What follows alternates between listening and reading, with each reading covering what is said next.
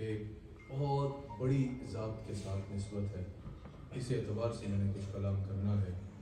وہ ذات کہ جس کے بارے میں امام احمد رضا خان بریلوی رحمۃ اللہ علیہ نے اپنی محبت نظر کرتے ہوئے کیا خوب کہا کہ تو ہے وہ غوث کہ ہر غوث ہے شہدا تیرا، تو ہے وہ غیث کہ ہر غیث ہے پیاسا تیرا، وہ کیا مرتبہ ہے غوث والا تیرا، اونچے اونچوں کے سروں سے قدم آلا تیرا، پورا نبے جس پہ حمایت کا ہو پنجا تیرا، شیر کو خطر پہ لاتا نہیں کتا تیرا، اللہ اکبر۔ تیری سرکار میں ایک اور کلام میں فرمایا کہ تیری سرکار میں یا رسول اللہ آپ کی سرکار میں لاتا ہے رضا اس کو شفیع جو میرا غوث ہے اور لاڈلا بیٹا ہے۔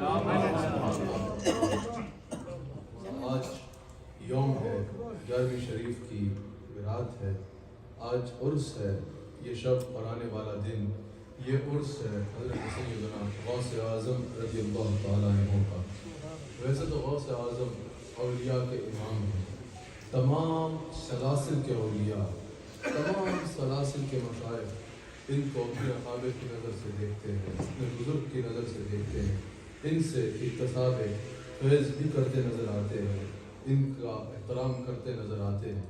لیکن جیسے بتایا گیا کہ یہ نقشبندیوں کی مجلس ہے، حضرت امام ربانی مجدد الفسانی کے مریدوں کی مجلس ہے، حضرت خواجہ عبد الکریم رحمۃ اللہ تعالیٰ علیہ کے تربیت یافتہ حضرات کی مسجد ہے، کی مجلس ہے، ہمارے شیخ کامل صدارت فرما رہے ہیں، تو الحمدللہ ہم جو ہیں تمام اولیاء کا احترام کرنے والے ہیں، جیسے تمام صحابہ کا احترام کرتے ہیں، جیسے تمام اہل بیت اطہار کی نالین اپنے سر پہ رکھتے ہیں، ویسے تمام سلاسل کے جو اولیاء ہیں، جو واقعتاً اللہ کے ولی ہیں، جو کاملین ہیں، ان کا احترام بھی کرتے ہیں، ان کی عظمتوں کو بیان بھی کرتے ہیں اور ان سے اقتداء کے فیض بھی کیا کرتے ہیں۔ آج حضرت سیدنا غوث اعظم رضی اللہ تعالیٰ عنہ کا عرس ہے۔ اللہ تعالیٰ نے قرآن کریم میں جا بجا اپنے ولیوں کی شان کو بیان فرمایا، کہیں یہ فرمایا جو میں نے آیت تلاوت کی ان الذین آمنوا وعملوا الصالحات سیجعل لهم الرحمن ودا، کہیں اللہ کریم فرماتا ہے ان الذین قالوا ربنا اللہ ثم استقاموا تتنزل علیہم الملائکہ الا تخافوا ولا تحزنوا وابشروا بالجنہ التي كنتم توعدون نحن اولیاؤکم فی الحیاۃ الدنیا وفی الآخرہ، کہیں فرماتا ہے الا ان اولیاء اللہ لا خوف علیہم ولا هم یحزنون۔ اللہ تعالیٰ قرآن کریم میں جا بجا اپنے قاملین کی، اپنے ولیوں کے مقام کو بیان فرماتا ہے، کہیں فرماتا ہے قل ان کنتم تحبون اللہ فاتبعونی، یہاں تک ولایت کا طریقہ، اور پھر جب اس مقام پہ کوئی پہنچ جاتا ہے تو اللہ اس کا مقام بیان فرماتا ہے یحببکم اللہ، میں اللہ خود اس کو اپنا پیارا بنا دیتا ہوں، میں اللہ اس سے محبت کا اعلان فرماتا ہوں۔ اللہ اکبر۔ اللہ تعالیٰ نے قرآن میں جا بجا اپنے مقربین کی، اپنے اولیاء کی، اپنے قریبی جو اس کے قریب بندے ہیں ان کی شان کو بیان فرمایا، ان کے مقام کو بیان فرمایا، اپنے اولیاء کی شان کو بیان فرمایا۔ یہ آیات ہوں یا اس جیسی کئی اور آیات جن میں اللہ تعالیٰ اپنے مقربین کی، اپنے اولیاء کو شان کو بیان فرماتا ہے۔ صوفیاء نے فرمایا تمام کے بدرجہ آدم امت مسلمہ میں اس تمام کے اولیاء میں، ظاہر ہے صحابہ کے بعد اولیاء میں اس کے جو مصداق ہیں وہ حضرت سیدنا غوث اعظم رضی اللہ تعالیٰ عنہ ہر آیت کے مصداق ہیں۔ جتنا مقام اللہ تعالیٰ اپنے اولیاء کا بیان فرما رہا ہے حضرت سیدنا غوث اعظم رضی اللہ تعالیٰ عنہ وہ سب کے مصداق ہیں، کیونکہ حضرت سیدنا غوث اعظم رضی اللہ تعالیٰ عنہ کو اللہ تعالیٰ نے بے مثال شان عطا فرمائی ہے، بہت سی خوبیاں عطا فرمائی ہیں۔ اولیاء نے کہا، علماء نے کہا، بڑے بڑے صوفیاء نے کہا کہ حضرت غوث اعظم رضی اللہ تعالیٰ عنہ کی یہ شان ہے کہ اگر ان کو فقہاء میں دیکھا جائے تو وہ فقیہ اعظم ہے، مفتی اعظم ہے اگر ان کو علماء میں دیکھا جائے۔ حضرت سیدنا غوث اعظم رضی اللہ تعالیٰ عنہ کو اگر علماء میں دیکھا جائے تو آپ فقیہ اعظم ہیں، مفتی اعظم ہیں، اگر آپ کو محدثین میں دیکھا جائے تو آپ محدث اعظم ہیں، اگر مفسرین کی صف میں دیکھا جائے تو مفسر اعظم ہے، اور اگر اولیاء کی اور اغیاث کی صف میں دیکھا جائے تو حضرت غوث اعظم غوث اعظم ہے۔ یہ مقام و مرتبہ ہے آپ کا۔ اللہ تعالیٰ نے آپ کو ہر صفت میں عروج عطا فرمایا ہے، ہر معاملے میں عروج عطا فرمایا ہے۔ حضرت سیدنا غوث اعظم رضی اللہ تعالیٰ عنہ کو، اللہ اکبر، حضرت غوث اعظم رضی اللہ تعالیٰ عنہ کا یہ مقام ہے، حضرت غوث اعظم رضی اللہ تعالیٰ عنہ کا یہ مرتبہ ہے کہ اللہ تعالیٰ نے ان کو ہر صفت میں بے نظیر و بے مثال فرمایا ہے. ہر صفت میں اللہ تعالیٰ نے ان کو عروج بھی عطا فرمایا ہے اور اوج کمال بھی عطا فرمایا ہے. اور ایک اور چیز جو آپ کو بے مثال کرتی ہے وہ یہ ہے کہ آپ کی ولادت سے پہلے بڑے بڑے اولیاء آپ کا ذکر کرتے آئے. حضرت غوث اعظم رضی اللہ تعالیٰ عنہ کی ولادت سے پہلے سے بڑے بڑے حضرات آپ کا ذکر کرتے آئے. حضرت حسن بصری جلیل القدر تابعی ہیں. حضرت حسن بصری کہتے ہیں، حضرت حسن بصری فرماتے ہیں کہ حضور علیہ السلام کے بعد 5ویں صدی میں ایک اللہ کا ولی آئے گا جو حضور علیہ السلام کی آل میں ہوگا، بغداد میں ہوگا، اور وہ اپنے کارناموں سے ایک انقلاب برپا کرے گا. اور حضرت حسن بصری کے بعد حضور علیہ السلام کا ایک جبہ پہنچا. حضرت حسن بصری کی وصیت کے مطابق نسلوں میں، جنریشنز میں وہ جبہ سفر کرتا آیا. اور آپ نے فرمایا کہ یہ جبہ حضرت غوث اعظم کے بارے میں فرمایا کہ حضور علیہ السلام کے اس شہزادے اور اللہ کے اس ولی کامل کو پیش کیا جائے، اور وہ حضرت غوث اعظم رضی اللہ تعالیٰ عنہ کو نصیب ہوا.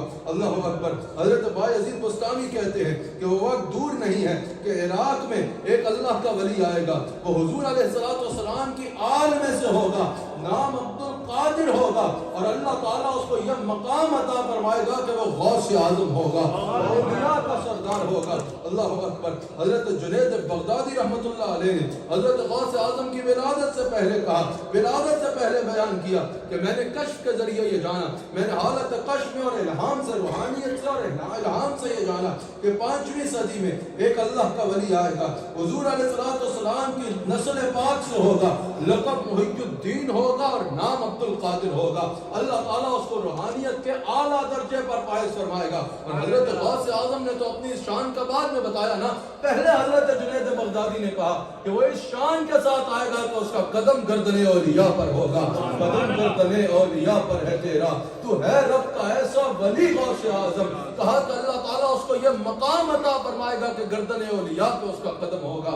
آج اس ذات مبارک کا یوم ہے. اللہ تعالیٰ ہمیں ان کے فیضان کرم سے حصہ عطا فرمائے. اللہ تعالیٰ ہمیں ان کی سیرت پر عمل کرنے کی توفیق عطا فرمائے. اور پھر ان کی ولادت کے وقت نور علی نور یہ کہ آپ کے والد کہتے ہیں، آپ کی سیرت کی کتب میں یہ موجود ہے، آپ کے والد کہتے ہیں، حضرت غوث اعظم کے والد فرماتے ہیں کہ جس رات کو حضرت غوث اعظم کی ولادت ہوئی، میں نے خواب میں حضور علیہ السلام کا دیدار کیا. حضور علیہ السلام میرے خواب میں مجھے ارشاد فرماتے ہیں کہ ابو صالح تمہیں مبارک ہو کہ تمہارے گھر میں آج وہ بچہ جنم لے رہا ہے کہ جیسے اللہ نے مجھے صف انبیاء کا امام بنایا ہے وہ صف اولیاء کا امام ہو رہا ہے. جیسے میں کائنات میں سب سے افضل ہوں، انبیاء میں سب سے گویا کہ بلند رتبہ رکھنے والا ہوں. حضور علیہ السلام نے فرمایا یہ صف اولیاء میں وہ مقام رکھے گا، یعنی صف اولیاء میں سب سے افضل ہوگا. یہ شان ہے حضرت غوث اعظم رضی اللہ تعالیٰ عنہ کی. حضرت غوث اعظم کی ولادت سے قبل ہی ان کی شان ایسے عیاں ہو چکی تھی کہ حضور علیہ السلام خود بشارت دے رہے ہیں، بڑے بڑے صوفیاء اور بڑے بڑے اولیاء بیان کر رہے ہیں کہ یہ حضور علیہ السلام کی نسل پاک کا شہزادہ شیخ عبد القادر جیلانی رحمۃ اللہ علیہ، اللہ تعالیٰ ان کو کیا مرتبہ اور کیا مقام عطا فرمائے گا. آپ کی ایک اور اہم ترین فضیلت جو آپ کے شان کو نمایاں کرتی ہے وہ یہ ہے کہ اللہ تعالیٰ نے آپ کے لیے اس گھرانے کا انتخاب فرمایا جو کائنات میں سب سے افضل گھرانہ ہے، جو کائنات سے نسل پاک کے اعتبار سے اور گھرانے کے اعتبار سے سب سے بلند نسل ہے اور سب سے بلند گھرانہ ہے. اور وہ گھرانہ میرے آقا علیہ السلام کا گھرانہ ہے. آپ حضور علیہ السلام کی نسل پاک کے شہزادے ہیں. والد آپ نجیب الطرفین سید ہیں، والد کی جانب سے 11 پشتے پیچھے جا کے آپ کا شجرہ نسب جو ہے وہ حضرت امام حسن رضی اللہ تعالیٰ عنہ سے ملتا ہے، اور والدہ کی طرف سے 10 پشتے پیچھے جا کے آپ کا سلسلہ نسب حضرت امام حسین رضی اللہ تعالیٰ عنہ سے ملتا ہے. اللہ اکبر. خود سوچو اگر بنی اسرائیل کے کوئی ولی ہو، کوئی نیک آدمی ہو، ان کی اولاد کا یہ عالم ہے کہ حضرت خضر علیہ السلام اور حضرت موسیٰ علیہ السلام کا سفر کر رہے ہیں. جب ان دو نوجوانوں کے مال کی حفاظت کے لیے حضرت خضر علیہ السلام اور حضرت موسیٰ علیہ السلام دیوار بنا رہے ہیں، جب حضرت موسیٰ علیہ السلام نے حضرت خضر علیہ السلام سے پوچھا کہ ان دو جوانوں کے مال کی حفاظت کے لیے حضرت موسیٰ علیہ السلام اور حضرت خضر جو ہے وہ دیوار قائم کر رہے ہیں، ان کس کی وجہ کیا ہے، ان کا یہ مقام ملا تو ملا کیسے کہ دو نوجوان ہیں، دو جوان ہیں، ان دو لوگوں کے مال کی حفاظت کے لیے اللہ کے نبی ہیں حضرت موسیٰ علیہ السلام اور پھر حضرت خضر علیہ السلام جیسا اللہ کا مقرب وہ دیوار قائم کر رہے ہیں. کہا اس کی وجہ کیا ہے؟ کہا بات یہ ہے، حضرت خضر حضرت موسیٰ کو جواب دے رہے ہیں، کان ابوہما صالحا، اس کی وجہ یہ ہے کہ ان کا والد نیک تھا، اور مفسرین کہتے ہیں 7 پشتیں پیچھے دادا کے نزدیک اور داس کے نزدیک 14 پشتیں پیچھے، 14 جنریشن پیچھے جا کے ان کا والد نیک تھا، ان کا دادا پردادا میں سے کوئی نیک تھا، اللہ کا مقرب تھا، نیک آدمی تھا، صالح آدمی تھا، تو اولاد کو یہ مقام مل رہا ہے کہ 7 پشتیں یا 14 جنریشن بعد جا کر ان کے اس نیک دادا کی وجہ سے حضرت موسیٰ علیہ السلام اور حضرت خضر علیہ السلام، اگر پوچھا ہے نا نسب میں کیا رکھا ہے یا نسب میں کیا ہوتا ہے، اگر کوئی کسی بڑے کی اولاد ہے بھی تو کیا ہے، تو سنا اس میں کیا ہے، 7 پشتیں آگے جا کے یا 14 پشتیں آگے جا کے حضرت موسیٰ علیہ السلام اور حضرت خضر علیہ السلام ان کے مال کی حفاظت کے لیے دیوار قائم کر رہے ہیں، اور وجہ یہ بتائی جا رہی ہے کانا ابوہما صالحا، ان کے اجداد میں کوئی نیک آدمی تھا۔ تو خود سوچو اگر بنی اسرائیل میں کوئی صالح آدمی ہو، کوئی نیک آدمی ہو، تو اس کی اولاد کا یہ عالم ہے کہ 7 پشتیں بعد ان کے مال کی حفاظت کے لیے اس نیک دادے کی وجہ سے حضرت موسیٰ علیہ السلام اور حضرت خضر دیوار قائم کر رہے ہیں۔ تو خود سوچو جس کے والد بھی ولی، جس کے والدہ بھی ولی، جس کا دادا بھی ولی، جس کا نانا بھی ولی، حسنین کریمین تک، مولا کائنات تک، اولیاء کی اور پاکیزہ لوگوں کی سب بندی ہوئی ہو، اللہ اکبر، نہ صرف ولی بلکہ جس کے ننیال میں بھی سارے حضور کی نسل پاک کے شہزادے، اور جس کے ددیال میں بھی سارے حضور علیہ السلام کی نسل پاک کے شہزادے، جس کے اجداد میں امام علی رضا ہو، امام موسیٰ کاظم ہو، حضرت امام جعفر صادق ہو، حضرت امام باقر ہو، حضرت زین العابدین ہو، حضرت حسن مسنہ ہو، حضرت امام حسن ہو، حضرت امام حسین ہو، جس کا اجداد میں مولا کائنات ہو، خود جد حضرت سیدہ فاطمہ الزہرا ہو، اور جن کے جد اعلیٰ کا اسم گرامی، جن کے نانا کا اسم گرامی محمد الرسول اللہ صلی اللہ علیہ وسلم ہو، تو شیخ عبد القادر جیلانی کے مرتبے کا عالم کیا ہو۔ نعرہ تکبیر، نعرہ رسالت، یا رسول اللہ۔ آپ کی نسل پاک میں ہے بچہ بچہ نور کا، آپ عین نور، آپ کا سب گھرانہ نور کا۔ ان تمام آیات کے تو مصداق حضرت غوث اعظم ہیں۔ حضرت غوث اعظم اللہ کے ولی کامل تو ہے، حضرت غوث اعظم رضی اللہ تعالیٰ عنہ اللہ تعالیٰ کے مادرزاد ولی ہیں، بائی برتھ ولی ہیں اللہ کے حضرت غوث اعظم۔ حضرت غوث اعظم نے عبادت ایسی کی جس کا جواب نہیں ہے، میں جلدی سے آگے بیان کر دیتا ہوں۔ حضرت غوث اعظم نے عبادت کی، اللہ کا ولی وہی ہے جس کا سر سجدے میں جھکتا ہے، اللہ کا ولی وہی ہے جو 5 وقت کی نماز پڑھتا ہے، اللہ کا ولی وہی ہے جو اللہ کی بندگی کرتا ہے، اللہ کا ولی وہی ہے جو اللہ کے دین کی تبلیغ کرتا ہے، اللہ کا ولی وہی ہے جو اللہ نے کہا وہ کرتا ہے، اور جس سے اللہ نے روکا اس سے جھکتا ہے، اللہ کا ولی وہی ہے جو سنت مصطفیٰ کا پابند ہے، اللہ کا ولی وہی ہے جو سیرت مصطفیٰ کو زندگی کا حصہ بناتا ہے، اللہ کا ولی وہی ہے جس کی زبان تبلیغ کرتی ہے، اللہ کا ولی وہی ہے جس کی زبان سے بڑھ کر اس کا کردار تبلیغ کرتا ہے، اللہ کا ولی وہ ہے جو اس کے ساتھ بیٹھے وہ اس کے دل میں اللہ کی محبت کو نقش کرتا ہے۔ اللہ کے ولی کا فیض کیا ہے؟ اللہ کے ولی کا فیض یہ ہے، سن لو اللہ کے ولی کا فیض کیا ہے۔ اللہ کا ولی ڈاکٹر نہیں ہے، اللہ کا ولی حکیم نہیں ہے کہ اس کے ساتھ لگنے کا فیض یہی ہوگا کہ اگر پیٹ میں درد ہے تو وہ ٹھیک ہو گیا، بڑا فیض ہے حضرت کا، اگر کسی سے بازو میں تکلیف ہے ٹھیک ہوگی، بڑا فیض ہے حضرت کا۔ اللہ کا ولی بھی انسان ہے، وہ خود بھی بیمار ہو سکتا ہے۔ اللہ کے ولی کا فیض یہ نہیں ہے کہ پیٹ کا درد ٹھیک ہو گیا یا بازو کا درد ٹھیک ہو گیا، اللہ کے ولی کا فیض یہ ہے کہ بے نمازی اس کے ساتھ لگے گا تو نمازی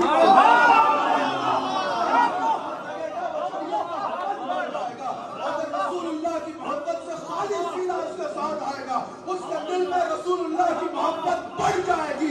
اگر کوئی نمازی اس کے ساتھ لگے گا تو اس کی نماز کا جواب معاف ہو جائے گی۔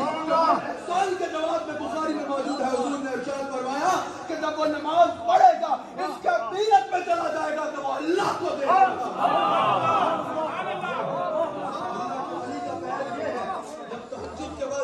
جانے کو دل نہ کرے، مصلی پہ جانے کو دل کرتا ہے۔ اللہ کے ولی کا فیض یہ ہے کہ دنیا کی باتوں میں مزہ نہ آئے، رسول اللہ کے درود و سلام دے۔ یہ فیض ہے حضرت اللہ کے ولی کا۔ اگر جاننا ہونا کہ اللہ کا ولی کون ہے تو اللہ کے ولی کا فیض یہ ہوتا ہے۔ اللہ کے ولی کا فیض یہ ہوتا ہے کہ انسان کسی کو کوئی تکلیف نہیں دیتا.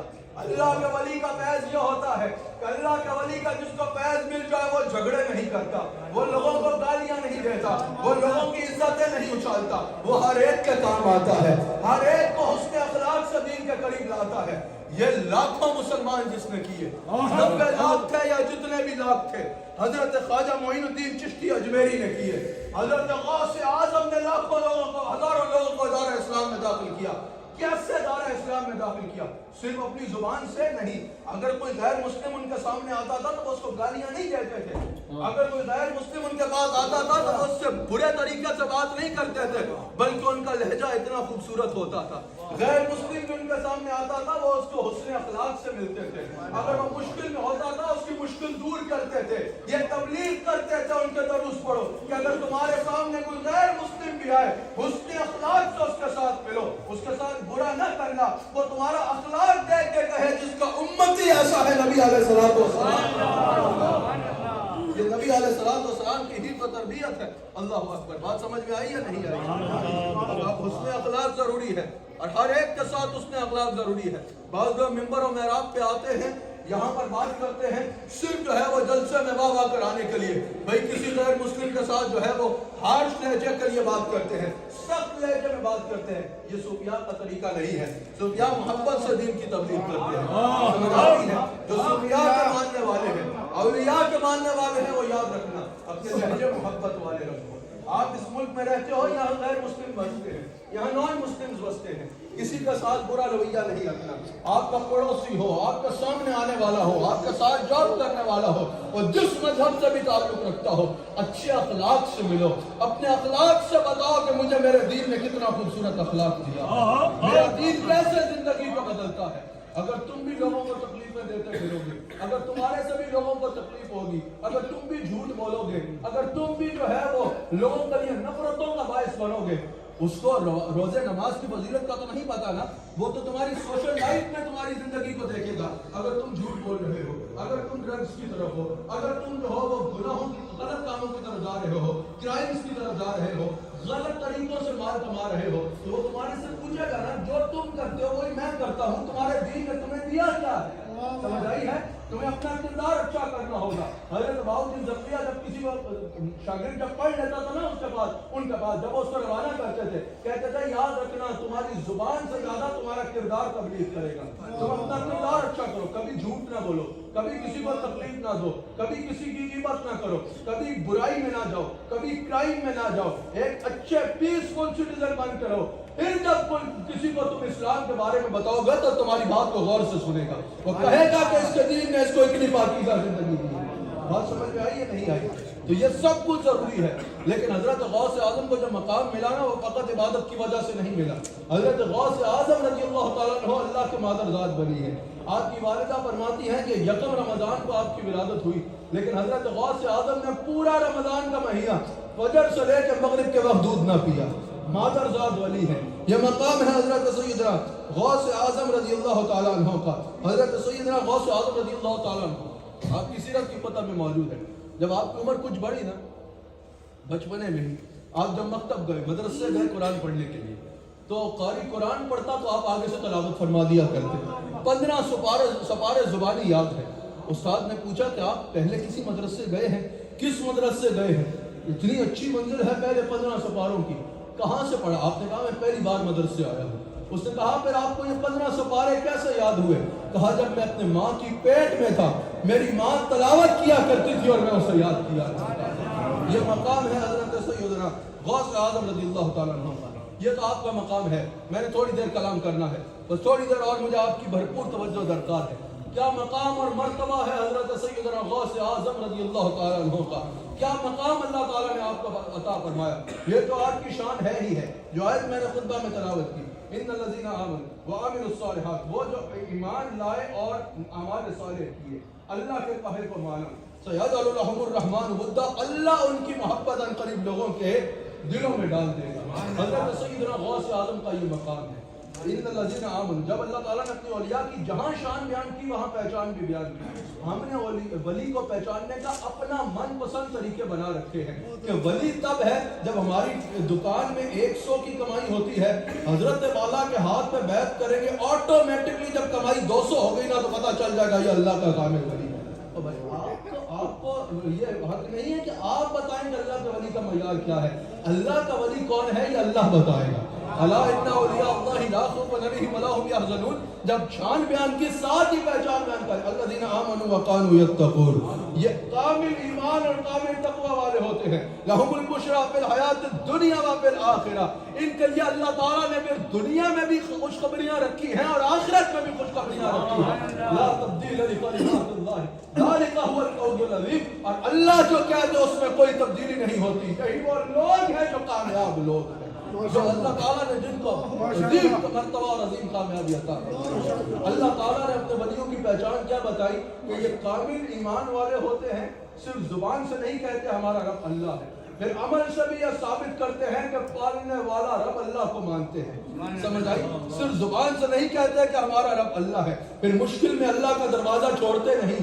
جب کہہ رہے ہو رب اللہ ہے، پالنے والا اللہ ہے، تو پھر اگر مشکل آئے گی تو کسی اور دروازے پہ نہیں جانا، اللہ کے دروازے پہ جانا ہے. اگر شکر گزار ہوتے ہیں تو اولاً اللہ کے ہوتے ہیں. مشکل میں اللہ کا دروازہ پکڑتے ہیں رسول اللہ علیہ السلام کے وسیلے سے. اللہ کو حقیقتاً اپنا رب مانتے ہیں، حقیقتاً یہ ذہن میں رکھتے ہیں کہ وہی ہمارا رب ہے. اللہ اکبر. اور پھر وہ کامل تقوی والے ہوتے ہیں. اللہ کا ولی وہ ہوتا ہے جو کامل تقوی والا ہوتا ہے. تقوی میں نے پہلے بھی مجالس میں بیان کیا. تقوی یہ ہے کہ جہاں اللہ نے انسان کو حاضر ہونے کا حکم دیا وہاں سے اللہ انسان کو غیر حاضر نہ پائے. یعنی جہاں اللہ نے انسان کو جانے کا حکم کیا کبھی یہ نہ ہو کہ اللہ دیکھے کہ انسان وہاں پر پہنچا نہیں، اور جہاں سے اللہ تعالیٰ نے انسان کو رک جانے کا حکم دیا وہاں کبھی اللہ انسان کو جاتا نہ دیکھے. سمجھ آ رہی ہے؟ یہ تقوی ہے. یہ کرنے والا اللہ کا ولی ہے. اللہ کا ولی ہونے کے لیے اور ایک اور بات سن لیجیے. شاید مشائخ میں بھی یقیناً بیان ہوتا ہے، جو بڑے مشائخ ہیں وہ یقیناً یہ بیان کرتے ہیں، لیکن یہ آپ کو بتانا ضروری ہے. اللہ کا ولی ہونے کے لیے ولی کا بیٹا ہونا ضروری نہیں ہے. اللہ کا ولی ہونے کے لیے کسی خانقاہ کا گدی نشین ہونا ضروری نہیں ہے. اللہ کا ولی ہونے کے لیے کوئی بہت بڑی جگہ سے خلافت ملنا ضروری نہیں ہے کہ پہلے بیچارہ کچھ بھی نہیں تھا، خلافت ملی تو ولی کامل بن گیا. اللہ کا ولی بننے کے لیے صاحب استقامت ہونا ضروری ہے. اللہ کا ولی ہونے کے لیے صاحب کرامت ہونا بھی ضروری نہیں ہے. بعض لوگ کہتے ہیں جو صاحب کرامت ہے وہی ولی ہے. مجھے بتاؤ کیا سارے صحابہ اللہ کے ولی ہیں یا نہیں ہیں؟ کیا سارے صحابہ ولایت کے اعلیٰ مقام پہ فائز ہیں یا نہیں ہیں؟ ساری امت کے ولیوں کو اکٹھا کر لو تو ایک صحابی کے قدموں کے برابر بھی نہیں ہو سکتے. لیکن تمام صحابہ سے تو کرامت کا ظہور نہیں ہوا. تمام صحابہ سے کیا کرامت کا ظہور ہوا؟ نہیں ہوا. تو کیا جن سے کرامت کا ظہور نہیں ہوا وہ ولایت پہ نہیں تھے؟ صاحب استقامت ہونا ضروری ہے، صاحب کرامت ہونا ضروری نہیں ہے. سمجھ آ رہی ہے؟ استقامت یہ ہے کہ اس بات کو مضبوطی سے تھام لینا کہ میرا رب اللہ ہے. ان الذین قالوا ربنا اللہ ثم استقاموا. سمجھ آئی کہ کہو کہ میرا رب اللہ ہے اور اس پر استقامت اختیار کر لو. پھر حالات جیسے بھی ہو اللہ کا دروازہ چھوڑنا نہیں، اللہ کو سجدہ کرنا چھوڑنا نہیں، اللہ کی بات کو ماننا چھوڑنا نہیں. اور اللہ کی عبادت میں بار بار کہتا ہوں جہاں اللہ کی عبادت میں حقوق اللہ شامل ہے وہیں حقوق العباد شامل ہے. اس میں بھی استقامت کے جب کسی کو مشکل میں دیکھو اس کی مدد کرو، جب کسی کو تکلیف میں دیکھو اس کی مدد کرو، کسی کو تکلیف نہ دو، کسی کے لیے دکھ کا باعث نہ بنو. اللہ کے بندوں کو خوش کرو، انسانوں کو خوش کرو تاکہ وہ تم سے خوش ہو. تم اگر چاہتے ہو اللہ تمہاری مشکلیں دور کرے تو تم لوگوں کی مشکلیں دور کرنا شروع کر دو. اگر تم چاہتے ہو اللہ تم سے محبت کرے تم لوگوں سے محبت کرنا شروع کر دو. اگر تم چاہتے ہو اللہ تمہیں عطا کرے تمہارے پاس جو ہے تم لوگوں کو عطا کرنا شروع کر دو. اگر تم چاہتے ہو اللہ تمہارے گناہوں پہ پردہ رکھے تم لوگوں کے گناہوں پہ پردے رکھنا شروع کر دو. اگر تم چاہتے ہو کہ اللہ تم پہ راضی ہو جائے تم غریبوں کی مدد کر کے، مشکل زدہ لوگوں کی مشکلوں کو دور کر کے، کسی کو بھی تکلیف میں دیکھو اس کی تکلیف کو دور کرو، اللہ تمہاری مشکلیں دور کرتا چلا جائے. اللہ تمہاری مشکلیں دور فرما دے. اللہ اکبر. صاحب استقامت ہونا ضروری ہے. اللہ حضرت ابو سعید سے کسی نے کہا نا حضرت ایک بندہ بہت بڑا ولی ہے. کہا کیا کرتا ہے؟ کہا پانی پہ چلتا ہے. آپ نے فرمایا وہ تو بطخ بھی چلتی ہے. کہا کہ ایک بہت بڑا ولی ہے. کہا کیا کرتا ہے؟ کہا ہوا میں اڑتا ہے. آپ نے کہا وہ تو مکھی بھی اڑتی ہے. کہا حضرت ایک بہت بڑا ولی ہے, اس کی بات سنیں. کہا کیا کرتا ہے؟ یہ کرامت کا مذاق نہیں اڑایا جا رہا, یہ بتایا جا رہا ہے اگر صرف یہی ولایت کی نشانی ہوتی تو یہ سب چیزیں تو کوئی ایسی تو نہیں ہے جو کسی نے نہ کی ہو. سمجھ آ گئی؟ کہا حضرت پھر ولی کون ہے؟ کہا ولی وہ ہے جو مخلوق میں رہے, اپنا دل بھی اللہ سے لگا کے رکھے, اور جو اس کے ساتھ بیٹھے وہ اس کے دل میں اللہ. اور استقامت فوق الکرامت, استقامت جو ہے وہ کرامت سے بڑھ کے درجہ ہے. سمجھ آئی یا نہیں آئی؟ اللہ اکبر. غور سے میری آخری بات سن لیجیے. حضرت غوث اعظم رضی اللہ تعالیٰ عنہ اس منزل پر بھی فائز. حضرت غوث اعظم اس انداز میں اس منزل پہ فائز. آج جس طرح علامہ صاحب نے بھی گفتگو میں اشارہ کیا نا, اگر حضرت غوث اعظم کی زندگی کو دیکھا جائے, آج اگر حضرت نے کہا نا کہ تسبیح پڑھے, اور وہ جو کہا کہ برحمتک یا ارحم الراحمین, ان کا اپنا انداز ہوتا ہے اور بڑا حسین انداز ہوتا ہے, اور اس میں بڑی بڑی باتیں کر جاتے ہیں, لوگ سمجھ رہے ہوتے ہیں. اس میں حضرت غوث اعظم کی زندگی کو دیکھ, حضرت غوث اعظم عبادت کر رہے ہیں. یہ اولیاء کی زندگی صرف سن کے ماشاءاللہ کیا بات تھی غوث اعظم, اس لیے نہیں ہے. حضرت اولیاء کی زندگی ہو یا بالخصوص حضور علیہ السلام کی زندگی ہو, اہل بیت اطہار اور صحابہ اکرام کی زندگی کے واقعات ہوں, یہ سن کے واہ واہ کرنے کے لیے ہی نہیں ہے, بلکہ سن کے زندگی کا حصہ بنانے کے لیے. حضرت غوث اعظم رضی اللہ تعالیٰ جنگل میں عبادت کر رہے ہیں, اچانک ایک روشنی ہوتی ہے اور کہا جاتا ہے عبد القادر ہم نے تمہاری ساری عبادتوں کو قبول کر لیا, اب جو ہے تمہیں کوئی عمل کرنے کی ضرورت نہیں.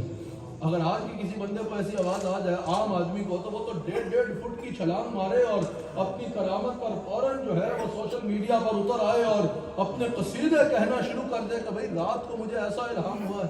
حضرت غوث اعظم نے کہا اعوذ باللہ من الشیطان الرجیم, شیطان میں تجھے پہچان گیا ہوں. جب میرے نبی علیہ الصلوۃ والسلام نے, صحابہ کرام نے, اہل بیت اطہار بڑے میرے آبا نے جب ساری زندگی عمل نہیں چھوڑا, تو عبد القادر کون ہوتا ہے جو اسے کہا جائے عمل کرنا چھوڑا؟ پھر شیطان نے دوسرا وار کیا. عبادت کا تکبر بڑا خطرناک ہوتا ہے, علم کا تکبر, عبادت کا تکبر. امام غزالی نے جو 7 اسباب لکھے ہیں نا کہ جو تکبر کے ہوتے ہیں, کہا علم کا تکبر انسان کو مروا دیتا ہے, عبادت کا تکبر, شیطان بھی کس تکبر میں مارا گیا, اس کو عبادت کا ہی تکبر تھا نا.